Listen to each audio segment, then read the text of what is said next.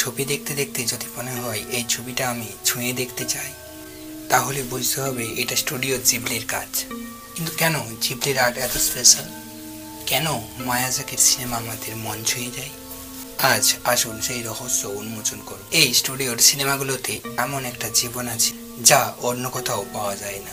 প্রকৃতির প্রতিটা পাতায় পাতায়, বাতাসের হালকা দোলায়, এমনকি রান্নার বুদবুদে পর্যন্ত প্রাণ আছে এই ছবিগুলো নিয়ে। কারণ জিবলি মনে করে জীবনের ছোট ছোট মুহূর্তই প্রকৃত জীবনের আনন্দ।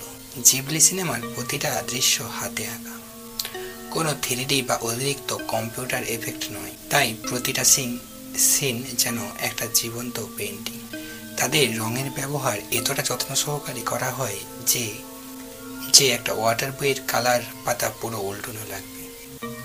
স্টুডিও জিবলির প্রাণপুরুষ হায়াও মিয়াজাকি বলেন, গল্প শুধু গল্প নয়, এটা একটা অনুভূতি। তাই তার সিনেমাগুলো কখনো ভালো মন্দের যুদ্ধ নয়, বরং একটা দার্শনিক যাত্রা।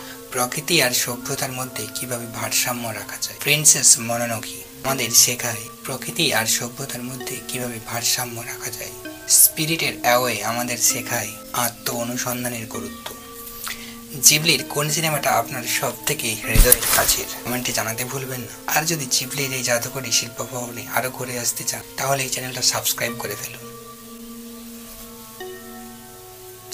জীবন একটা আশ্চর্যজনক যাত্রা, আর স্টুডিও জিবলি সেই যাত্রাকে আরো সুন্দর করে তোলে। তাই এই পর্যন্ত, দেখা হবে পরের ভিডিওতে।